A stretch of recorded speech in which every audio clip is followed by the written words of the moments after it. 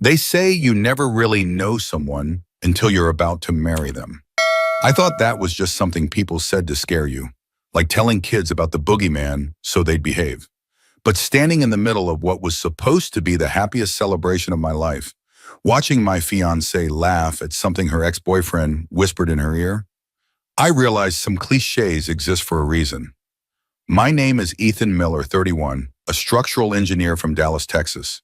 I design buildings that can withstand hurricanes, earthquakes, and pretty much any natural disaster you can think of.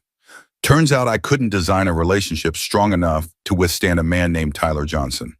Madison and I met 4 years ago at a friend's barbecue.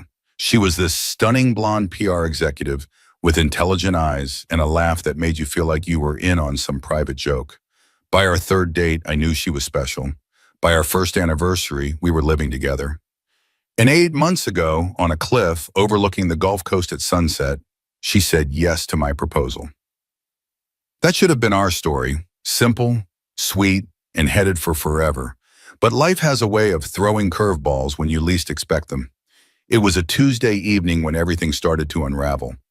I came home from work to find Madison scrolling through her phone, feet tucked under her on our gray sectional, the one we'd spent 3 weekends shopping for because she insisted the energy had to be right. "Hey, I confirmed the last few RSVPs for the engagement party," she said without looking up. "Oh, and I invited Tyler." My keys dangled from my fingers, halfway to the ceramic bowl she'd bought specifically for them. "Tyler, as in your ex-boyfriend Tyler?" She finally glanced up, her expression casual, like she'd just mentioned picking up milk. "Yeah, we've been talking again, and I thought it would be nice. He's back in town." I set my keys down carefully, feeling something twist in my stomach. Madison and Tyler had dated for 2 years before we met. I knew bits and pieces. They met in college, had a passionate relationship, but eventually broke up when he moved to New York for a job opportunity. She'd always described it as intense, but ultimately not right. "Why would you invite your ex to our engagement party?" I asked, trying to keep my voice level. Madison rolled her eyes slightly. "It's not a big deal, Ethan. We're adults. He's part of my past, and he's actually a nice guy. You might like him." "I doubt that," I said, sitting across from her on the coffee table. "Look, I'm not comfortable with this. Can you uninvite him?" Her expression hardened. "No, I already sent the invitation, and it would be unavoidably awkward to take it back." "More awkward than having your ex at our engagement party?"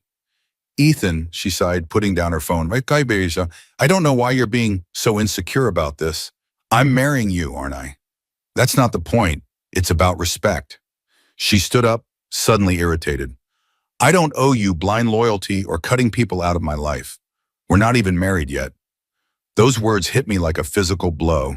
Not the loyalty part, the not even married yet part, as if marriage was when real commitment began, not the years we'd already spent building a life together.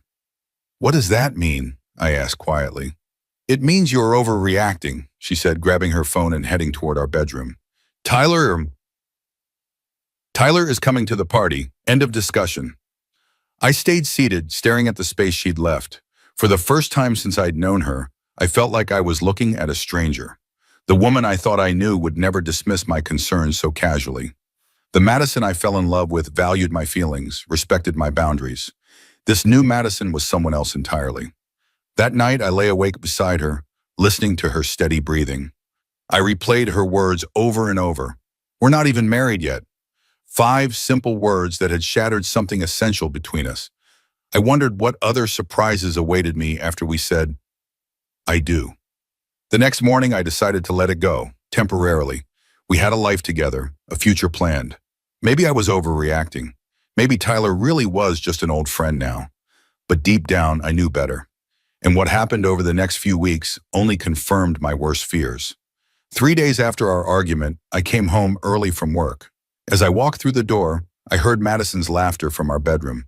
That specific laugh she reserved for when something genuinely amused her. I moved quietly down the hallway. "You always did know how to make me laugh," she was saying, her voice warm with affection. God, I've missed that. A pause, then. "No, he's not home yet. Usually gets back around 7. Another pause. Next Thursday works. He has that dinner with clients, won't be home until late. We can grab drinks at that place we used to go to downtown. My blood ran cold. I backed away silently, went back to the front door, and closed it loudly. Madison, I'm home early! I heard scrambling in the bedroom, and when Madison emerged, her cheeks were flushed. Hey, what a nice surprise. Slow day at work? Something like that, I said, watching her carefully. Who were you talking to? Her eyes widened slightly before she controlled her expression. Just my mom, planning some mother-daughter shopping before the wedding. Lie number 1. Over the next few weeks, things got weirder. Madison was constantly on her phone, smiling at texts and turning the screen away when I walked by. One night as we sat watching a movie, her phone lit up with a message. Blue looks amazing on you, always has. Tyler, she quickly switched the screen off, but not before I caught a glimpse. He's commenting on your clothes now? I asked, feeling that twist in my stomach again. She shrugged. It's nothing, just friendly chat. Lie number 2. The next day I came home early again and heard Madison in our guest bathroom, the one she used for getting ready because it had better lighting.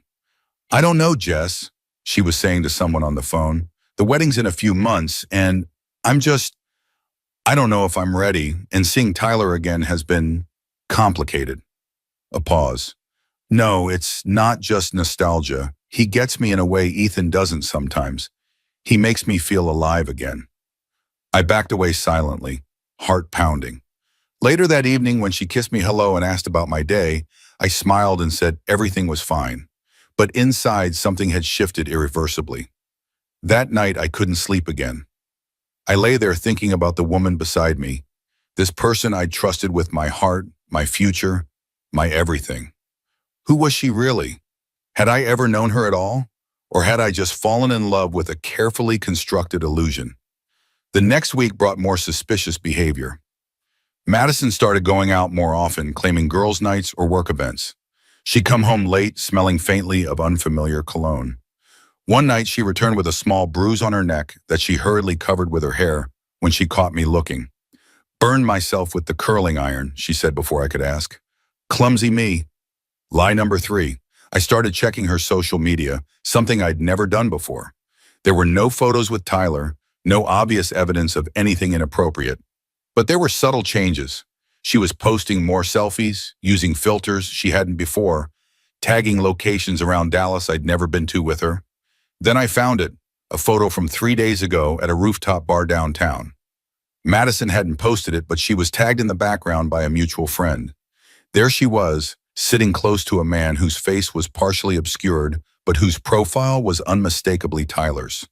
Her expression was luminous, happier than I'd seen her look in months. The caption read, Throwback Thursday, some reunions are written in the stars, #Old Flames New Sparks. I stared at that hashtag until the words blurred together. #Old Flames New Sparks. There it was, in black and white. Something was happening between them, right under my nose, with apparently everyone's knowledge but mine. 3 days before the engagement party, I met my best friend Ryan for drinks at our usual spot. Ryan and I had been friends since college, and he was going to be my best man. He was already at the bar when I arrived, nursing a whiskey. You look like hell, he said by way of greeting. Thanks, I said, sliding onto the stool beside him. You really know how to make a guy feel special. What's going on? Pre-wedding jitters?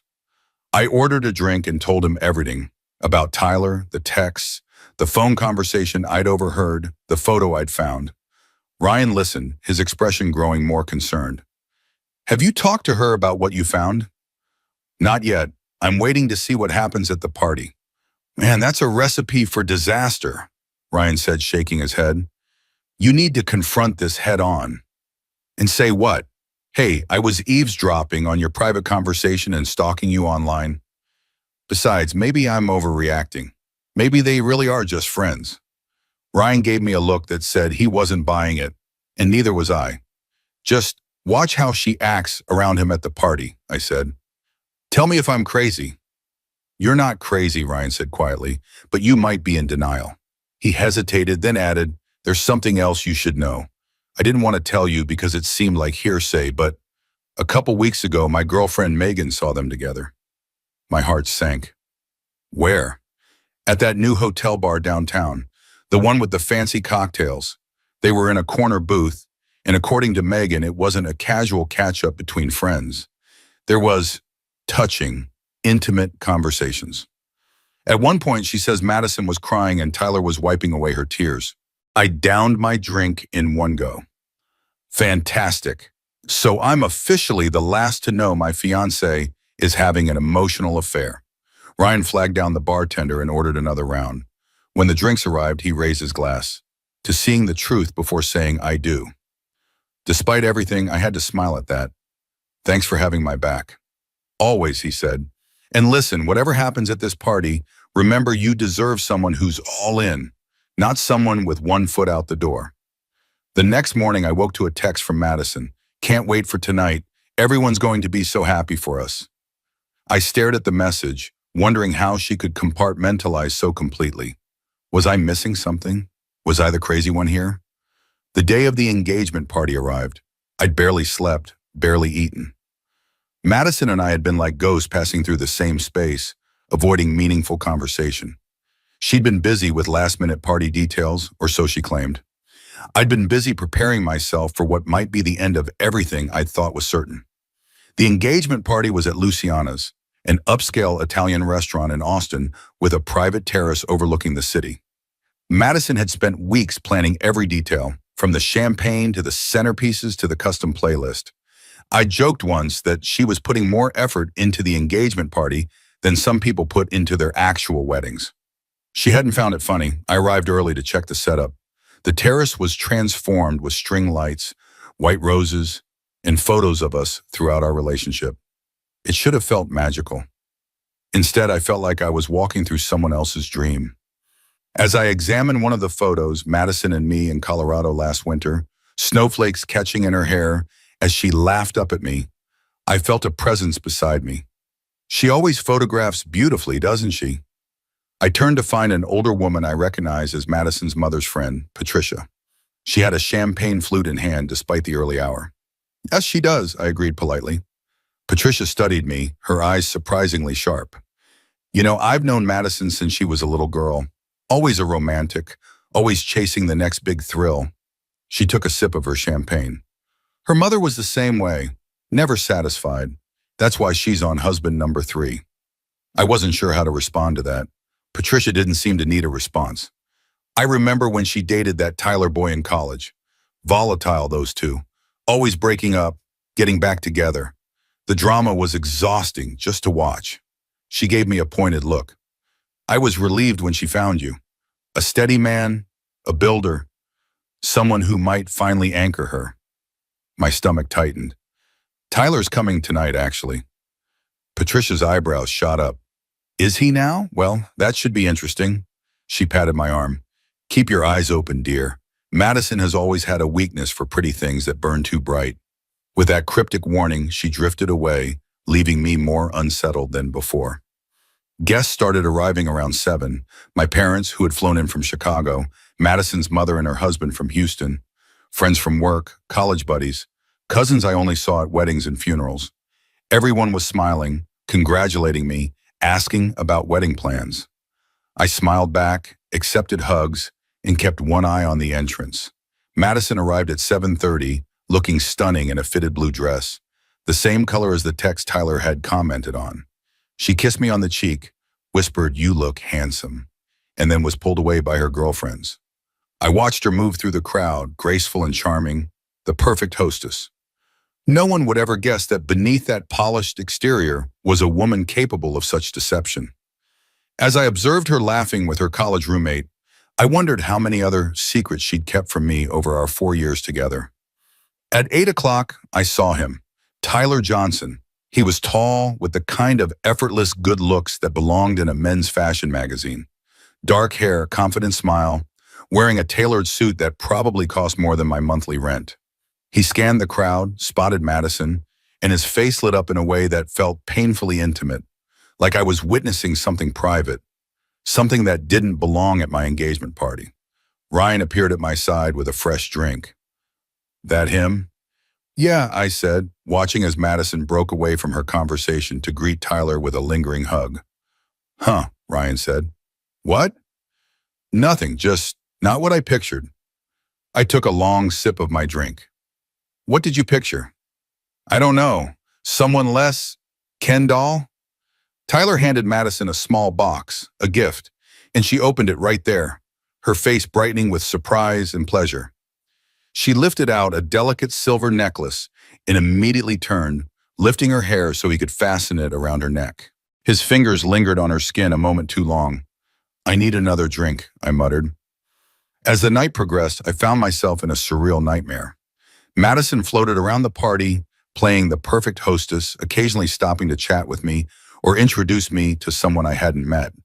But her eyes kept finding Tyler, and more than once I caught them in a corner, heads bent close, laughing about something private. What made it worse was how obvious it was to everyone else. I caught whispers, concerned glances in my direction, awkward attempts to engage me in conversation while Madison was with Tyler. My humiliation was public, on display for all our friends and family to witness. My mother cornered me by the dessert table. Ethan, is everything all right? You seem distracted. Just taking it all in, Mom, I lied. She patted my arm, then hesitated. That young man Madison's been talking to. Is he an old friend? Ex-boyfriend, actually. Her eyes widened slightly.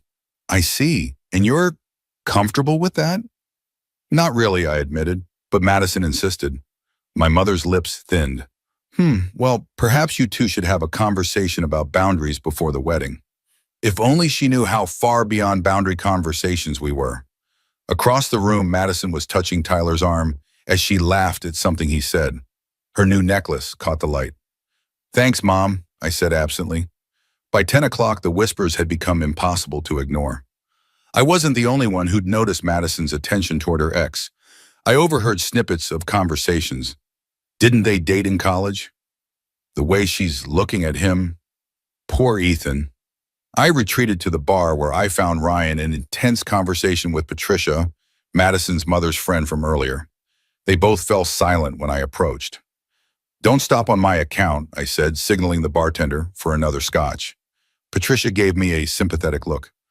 We were just discussing the unusual dynamics of tonight's gathering. You mean how my fiancée can't keep her eyes off her ex-boyfriend? Yeah, I noticed that too. Ryan winced.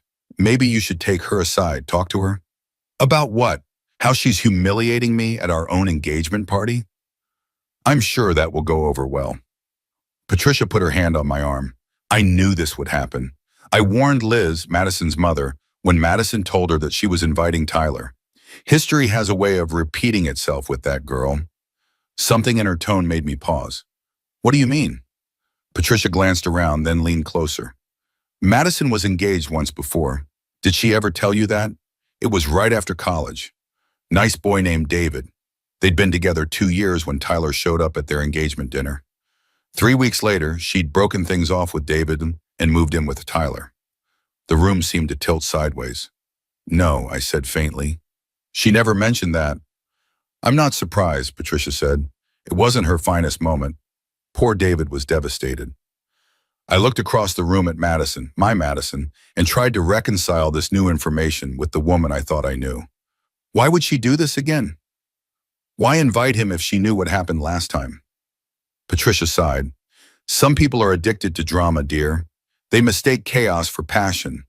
Madison's mother is the same way, can never be satisfied with a good, steady man. Always needs the thrill of the chase, the danger of the almost lost. Ryan put his hand on my shoulder. You okay, man? I wasn't, not even close. But before I could answer, a commotion near the center of the room caught everyone's attention. Madison was standing on a chair, champagne glass in hand, calling for everyone's attention. I'd like to make a toast, she called, her voice slightly too loud, her cheeks flushed. To my amazing fiancé, Ethan. All eyes turned to me. I forced a smile, feeling like my face might crack from the effort. Ethan is the most reliable, dependable man I've ever known, Madison continued, her words carefully enunciated in the way of someone who's had one too many drinks. He's always there, always exactly where he's supposed to be. You could set your watch by him. The compliments felt backhanded, empty. I saw confusion on some faces, pity on others. But before Ethan, Madison continued, there was someone else who taught me what passion really means. Her eyes found Tyler in the crowd. Someone who showed me how to live in the moment, to take risks, to feel everything. A horrified silence fell over the room. I felt as if I'd been turned to stone, unable to move, to speak, to breathe. Madison seemed oblivious to the tension. To past loves and future marriages, she declared, raising her glass higher. No one drank, no one moved. Then Tyler stepped forward, taking Madison's hand to help her down from the chair. I think that's enough champagne for you, he said, his voice low but carrying in the silence. Madison giggled, leaning against him. You always did know when to rein me in. That was the final straw. I walked forward, heart pounding, until I stood directly in front of them. Having fun? I asked, my voice steady despite the rage and humiliation burning through me. Madison blinked, as if just remembering I existed. Ethan, there you are. I was just telling everyone how wonderful you are. No, I said quietly. You were telling everyone how passionate your ex-boyfriend is, in case anyone missed the message you've been sending all night. The color drained from Madison's face. What? No, I was just... Save it, I cut her off. I've heard enough. We all have. I turned to address the stunned crowd of our friends and family. Thank you all for coming tonight. Unfortunately, I've just realized there won't be a wedding after all. Please enjoy the rest of the food and drinks. They're paid for, and it would be a shame to waste them. Gasps and murmurs rippled through the gathering. Madison grabbed my arm. Ethan, what are you doing? You're embarrassing me. I laughed, a harsh sound with no humor in it. I'm embarrassing you? That's rich, coming from the woman who just toasted her ex at our engagement party. You're overreacting, she hissed. It was just a silly toast. It wasn't just the toast, I said, loud enough for those nearby to hear. It was the secret meetings, the late-night texts, the lies about where you've been. Did you think I wouldn't notice, or did you just not care? Madison's face crumpled. Ethan, please. You're making a scene. We can talk about this at home. There's nothing to talk about, I said. We're done. I looked at Tyler, who had the grace to look uncomfortable. She's all yours, man. Again. Hope it works out better this time than it did with David. Tyler's eyes widened. How did you... Doesn't matter, I said. What matters is I'm not going to be another footnote in the Madison and Tyler saga. I deserve better than that. With that, I walked away, ignoring Madison's calls for me to come back, to listen, and to be reasonable. I'd been reasonable for weeks, ignoring the signs, making excuses for her behavior. I was done being reasonable. I walked straight out of the restaurant into the warm Texas night, loosening my tie as I went. Behind me, I could hear the commotion of voices, Madison's among them, growing increasingly frantic. I didn't look back. I got in my car and drove, with no particular destination in mind. I ended up at a small bar on the outskirts of town, the kind of place where no one asked questions and the scotch was cheap. I sat in a corner booth, phone turned off, and tried to process what had just happened. My engagement was over. My 4-year relationship was over. The future I'd planned, the life I'd envisioned, all gone in a single night. The strangest part was the sense of relief that washed over me as I sat there, as if I'd been carrying a heavy weight for weeks, months maybe, without realizing it. The signs had been there all along, I just hadn't wanted to see them. Around midnight, the door to the bar opened, and Ryan walked in. He spotted me and slid into the booth across from me without a word. We sat in silence for a while. How'd you find me? I finally asked. Location sharing's fault, he said. You never turned it off after that camping trip last year. I nodded, making a mental note to review all my digital connections to Madison later. So, Ryan said, that was quite an exit. Too dramatic? No, man, it was exactly right. He signaled for a drink. You should have seen what happened after you left. Despite myself, I was curious. What? Madison completely lost it.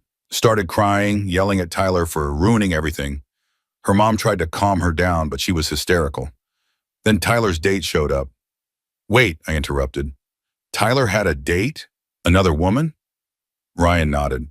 Apparently he thought this was just a friendly appearance at an ex's engagement party. Did not realize he was supposed to be breaking up the relationship. His actual girlfriend was meeting him there for dinner after. I laughed, a genuine laugh this time. You're kidding. Nope.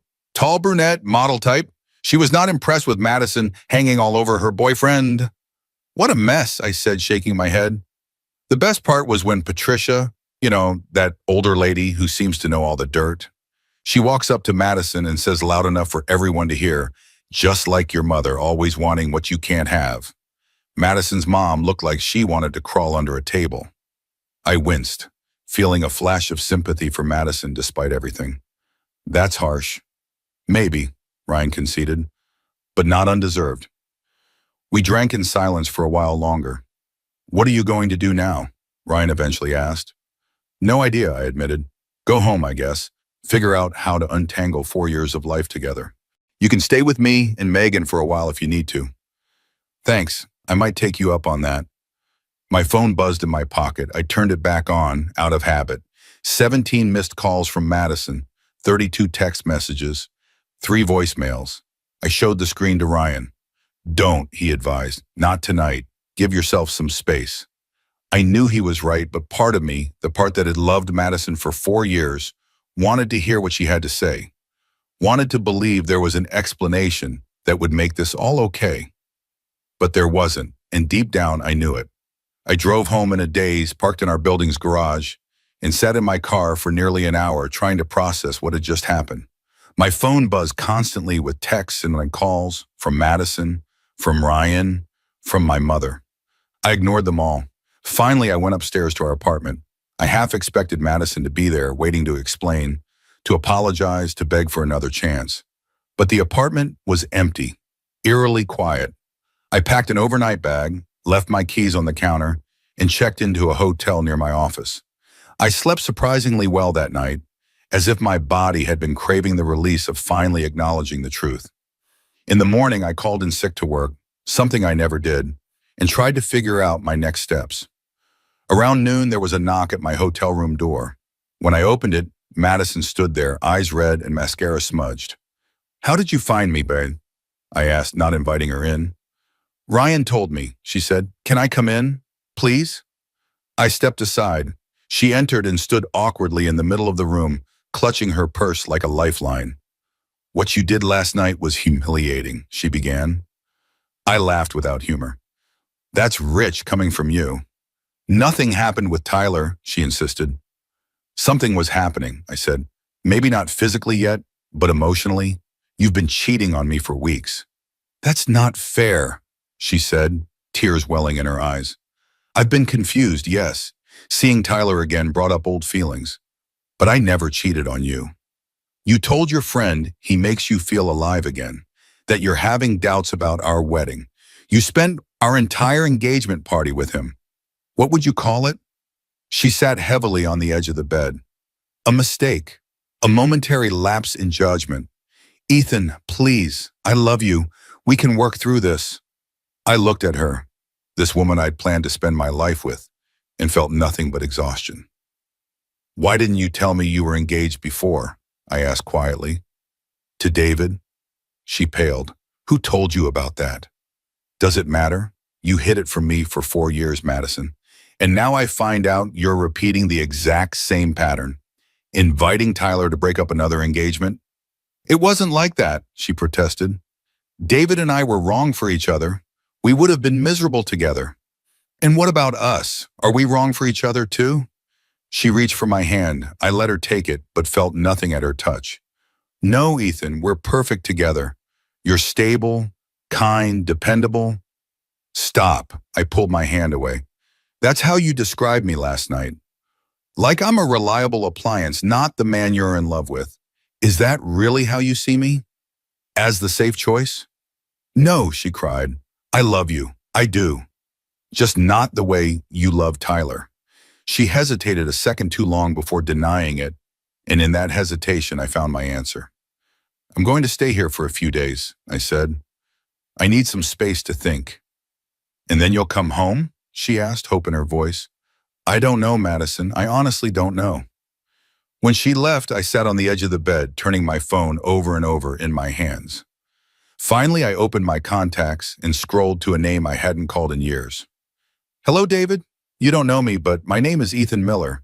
I was engaged to Madison Hayes. I think we might have some things to talk about.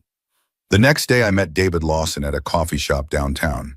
He was about my age, with kind eyes and a firm handshake. It was surreal sitting across from the man who had once been where I now found myself. I was surprised to get your call, he said. It's been years since I've heard Madison's name. I appreciate you meeting me, I said. I know it must seem strange. He shrugged. Actually, it feels like closing a circle somehow. What do you want to know? Everything, I said. The real story, not Madison's version. David sighed, running a hand through his hair. We met in college junior year, got engaged senior year. Things were good, at least I thought they were. His story was painfully familiar. Then Tyler came back from his semester abroad, and suddenly Madison was different, distant, irritable. I knew they had history, but she assured me it was over. Let me guess, I said. She invited him to your engagement party. David's eyebrows shot up. How did you know? Because she did the exact same thing to Mubek. Understanding dawned on his face. Ah, history repeating itself. Exactly. So what happened after? She broke it off 2 weeks later, said she wasn't ready, needed to find herself, all that stuff people say when they're too cowardly to admit they want someone else. She was with Tyler within a month. I nodded, feeling a strange solidarity with this man I just met. How long did they last? David laughed. That's the kicker. 6 months. Then he cheated on her, and it imploded spectacularly. She called me after, crying, saying she'd made a huge mistake. Did you take her back? Hell no, he said emphatically. By then I'd realized what a bullet I'd dodged. Madison's complicated. She always wants what she can't have. Once she gets it, she loses interest. It's like a sickness with her. We talked for nearly 2 hours. David had moved on, was happily married with a baby on the way. He showed me pictures of his wife, a pretty doctor he'd met through mutual friends. You know what's funny? He said as we were preparing to leave. I was devastated when Madison left me. Thought my life was over. Now I can't imagine how different my life would be if she'd stayed. I wouldn't have met Sarah, wouldn't have the life I have now. In a weird way, Madison did me a favor. I hope someday I'd feel the same way. I spent the next 3 days in a fog, going through the motions at work, avoiding calls from well-meaning friends and family. On the 4th day, I decided to go back to the apartment to get more clothes. I hoped Madison would be at work. The apartment was empty when I arrived. I quickly gathered what I needed, but as I was about to leave, I noticed Madison's laptop open on the dining table. A notification popped up, an email from Tyler. I shouldn't have looked. I knew that, but something compelled me to click on it. The email was part of a longer thread. I scrolled down to the beginning. Madison to Tyler, 2 months ago. It's so good to hear from you after all this time. Yes, I'm engaged. His name is Ethan. He's sweet and stable. The wedding's in September. Tyler to Madison. Sweet and stable sounds boring. You always needed excitement, Mads. Remember that weekend in Cabo? Still think about it sometimes. Their exchanges grew more flirtatious over time, eventually leading to Tyler 3 weeks ago. I'm coming back to Dallas for a while. We should get together. Madison, I'd love that. Actually, I'm having an engagement party soon. You should come. Tyler, won't your fiancé mind? Madison, he'll deal with it. Besides, what he doesn't know won't hurt him. I felt sick. There were more recent emails, including plans to meet for lunch the day after our engagement party. And then, from this morning, a new exchange. Madison, I messed up. Ethan found out about us. He made a scene at the party and called off the wedding. Tyler, that's rough, but maybe it's for the best. Now we can see where this thing between us goes without the guilt. Madison, no, you don't understand. I love Ethan. He's my future. What we have is just nostalgia, a fantasy. I need to fix this with him. Tyler, wow, so I'm just a fantasy to you? A way to feel young again before you settle down with Mr. Reliable? Nice, Mads. Real nice, Madison. That's not what I meant. Tyler, please. I'm just confused right now. Tyler, Well, let me unconfuse you. I'm not interested in being your backup plan or your walk on the wild side before domestic bliss. Figure your shit out, Madison. I'm done. I copied the entire thread and sent it to myself, then closed the laptop exactly as I'd found it. The emails confirmed what I'd suspected all along. Madison's attempt to have one last adventure before committing to me, a man she saw as sweet and stable, but not exciting enough to fully satisfy her. When I got back to the hotel, I called the wedding venue and canceled our reservation. I called the caterer, the florist, the band. I canceled everything. Then I emailed all the wedding guests explaining that the wedding was off. I was surprised by how calm I felt, like I was handling a particularly challenging work project rather than dismantling what should have been the happiest day of my life. That night, Madison called, hysterical. "What have you done?" she screamed. "How could you cancel our wedding without even talking to me?" "I saw your emails with Tyler," I said quietly. There was silence on the other end. "Ethan," she finally said, her voice small, "it wasn't what it looked like." "It was exactly what it looked like, Madison. You've been planning to see him behind my back. You told him what I don't know won't hurt me." "That was just flirting. It didn't mean anything." "It meant something to me, Despe," I said. "And it's over. I'll be by tomorrow to get the rest of my stuff. I'd appreciate it if you weren't there." "Ethan, please." I hung up. The next few weeks were a blur. I found a small apartment closer to my office. I threw myself into work, taking on extra projects to keep busy. I avoided social media, knowing that our failed engagement was probably prime gossip fodder. Ryan kept me updated on the essential information. Tyler had apparently lost interest once the chase was over. He'd gone back to New York after just 2 weeks. Madison had been fired from her PR firm. Apparently her boss was friends with one of the partners at my engineering firm, and the story of how she'd humiliated me had made the rounds. It wasn't fair, but I couldn't bring myself to care. "She's been calling around, asking about you," Ryan told me over beers one night. "I hope you didn't tell her anything." "Of course not," he said. "But man, she seems pretty torn up." "She made her choice," I said, signaling for another round. "Multiple times." What Ryan didn't know was that Madison had been leaving messages, sending emails, even showing up at my office once. Each time her desperation increased. She'd made a terrible mistake. She'd never meant to hurt me. Tyler meant nothing to her. We could still fix this. Each time I ignored her or replied with the same message. "It's over." Then, about 2 months after the engagement party disaster, I was surprised when Madison showed up at my office building as I was leaving work. She looked nothing like the polished PR executive I'd known. Her clothes hung loosely on her frame, her hair was pulled back in a simple ponytail, and dark circles shadowed her eyes. "Ethan," she said, stepping into my path, "please, just 5 minutes." My first instinct was to walk past her, but something in her expression stopped me. "How did you find me?" "I've been coming here every day for a week," she admitted. "I didn't want to call or text because I knew you'd ignore me." I checked my watch. 5 minutes. There's a coffee shop across the street. We sat at a table by the window, Madison fidgeting nervously with her cup. "I lost my job," she blurted out. "My apartment too. I'm staying with my mom." "I heard about the job," I said neutrally. "I'm sorry about that." "Don't be, I deserved it." She took a shaky breath. "Ethan, I know I hurt you. I know I destroyed something precious. But there's something you should know about me. Something I never told you." "Madison, my father abandoned us when I was 8, she said quickly. Told me he was going for groceries and never came back. Started a whole new family in California that I found out about on Facebook when I was 16. I hadn't known that. Madison had mentioned her parents divorcing, but never the details. "That doesn't excuse what I did to you," she continued. "Nothing does. But I'm in therapy now, 3 times a week, trying to understand why I sabotage every good thing in my life, why I panic when relationships get too real." She looked up at me, eyes pleading. "I'm not asking for another chance.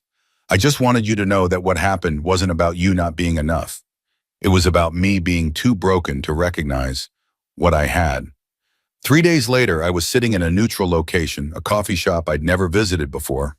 waiting for Madison. When she walked in, I barely recognized her.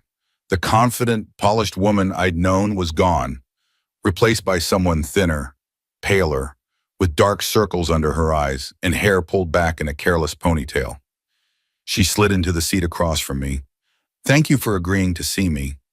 I nodded but said nothing. "I don't know where to start," she admitted. "I've rehearsed this conversation 100 times in my head, but now that you're actually here, why don't you start with the truth?" I suggested. For once, she flinched but nodded. "I deserve that." "Okay, the truth." She took a deep breath. "I was scared, Ethan. Terrified, actually. The wedding was getting closer and everything was becoming so real. This permanent, forever thing that I'd agreed to. And instead of talking to you about my fears, I created a distraction. Tyler. Yes, he reached out at exactly the right moment. Or the wrong moment, I guess.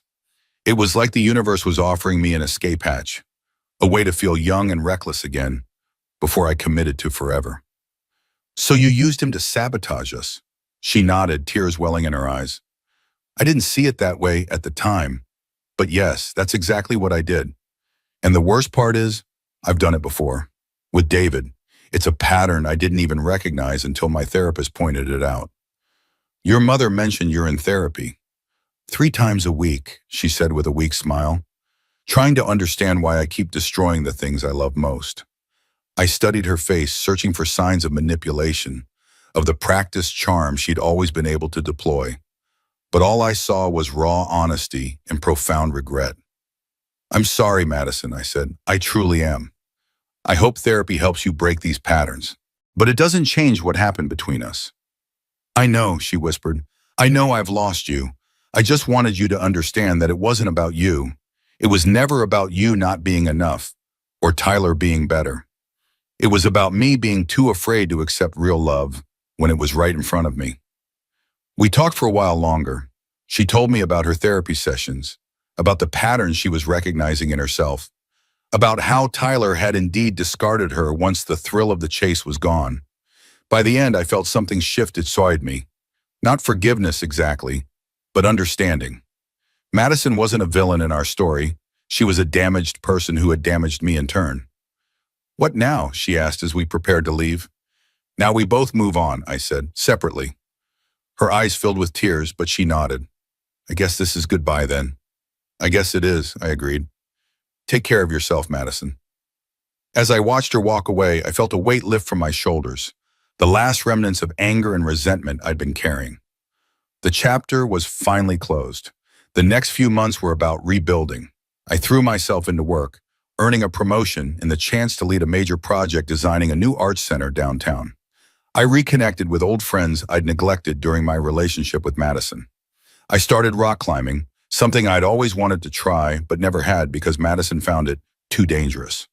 Slowly, I began to recognize parts of myself that had been submerged during our relationship.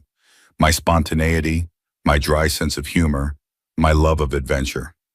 Madison had always cast me as the stable, dependable one, and over time, I'd started to believe that was all I was. 8 months after her rain-soaked appearance at my apartment, I met Lauren Turner at a friend's dinner party. She was a kindergarten teacher from San Antonio with a quick laugh and thoughtful brown eyes. Our connection was immediate and effortless. No games, no hidden agendas. "You seem surprised every time I say what I'm actually thinking," she commented on our third date. "I'm not used to it," I admitted. "It's refreshing." By our 6th month together, I knew she was special, different from Madison in almost every way, but most importantly in how she approached our relationship, with honesty, transparency, and genuine care. "I've been hurt before," I told her one night as we lay in bed, the moonlight casting patterns on the ceiling. "Badly." "I figured," she said, tracing patterns on my chest. "Want to tell me about it?" So I did. All of it. The engagement party, the emails, the aftermath. When I finished, Lauren was quiet for a moment. "She sounds like she was lost," she finally said. "Not that it excuses what she did, but sometimes people sabotage the good things in their lives because they don't believe they deserve them." I turned to look at her, struck by her compassion for someone who had hurt me so deeply. "You're pretty amazing, you know that?" I said. She smiled. I have my moments. Our relationship progressed naturally, without the drama or uncertainty that had characterized my time with Madison. Lauren was steady, not because she was boring, but because she was secure in herself, in her feelings for me, in what she wanted from life. Almost exactly 2 years after what would have been my wedding to Madison, I was pushing a cart through the supermarket, Lauren beside me, debating the merits of different pasta shapes when I saw her. Madison was at the other end of the aisle, looking tired. Her hair was shorter and she wore minimal makeup. Next to her was a man I didn't recognize, his face set in barely contained irritation as she examined 2 different jars of pasta sauce. Just pick one, I heard him say. They're basically the same. They're not the same, she replied, an edge to her voice. This one has basil and this one has… Whatever, he cut her off. I'll be in the beer aisle. As he walked away, Madison's shoulders slumped slightly. She put both jars in her cart and turned, freezing when she saw me. For a moment, we just stared at each other across the expanse of linoleum and fluorescent lighting. Then she offered a small, tentative smile and started walking toward me. Lauren squeezed my hand. Is that? Yeah, I said. Madison. Ethan, Madison said when she reached us, her voice softer than I remembered. Hi. Here I am, I replied. An awkward silence fell. Madison's eyes flicked to Lauren, then back to me. This is Lauren, I said. Lauren, this is Madison. Nice to meet you, Lauren said, her tone genuine. Madison nodded. You too. Her eyes lingered on our clasped hands for a moment before returning to my face. You look good, Ethan. Happy. I am, I said and meant it. She seemed about to say something else when the man from before appeared at the end of the aisle, calling impatiently, Madison, come on, the game starts in 30 minutes. Madison closed her eyes briefly as if gathering strength. I should go, she said. It was good to see you. You too, I said, surprised to find I meant that as well. As she walked away, Lauren leaned against me slightly. Are you okay? I watched Madison join the impatient man, saw how she straightened her spine and plastered on a smile that didn't reach her eyes. I thought about all the twists and turns that had led me from there to here, from her to Lauren. Yeah, I said, turning back to the woman who had taught me to trust again. I'm really okay. We finished our shopping and loaded the groceries into my car. As we drove home to the house we'd bought together 6 months ago, with its small backyard and the kitchen Lauren had fallen in love with, I felt a deep sense of gratitude wash over me. My phone buzzed with a text from Ryan. Still on for basketball tomorrow? I smiled. Some things change, and some stay wonderfully the same. That night, as Lauren and I cooked dinner together in our kitchen, laughing over some silly story from her day at school, I realized something. My real victory wasn't in the words I'd said to Madison, or even in the life I'd built without her. It was in the fact that I'd survived what should have broken me and come out stronger on the other side. What are you thinking about? Lauren asked, catching me staring. Just how lucky I am, I replied, pulling her close. Because sometimes the most unexpected twist in your story isn't the betrayal, it's the happiness you find afterward.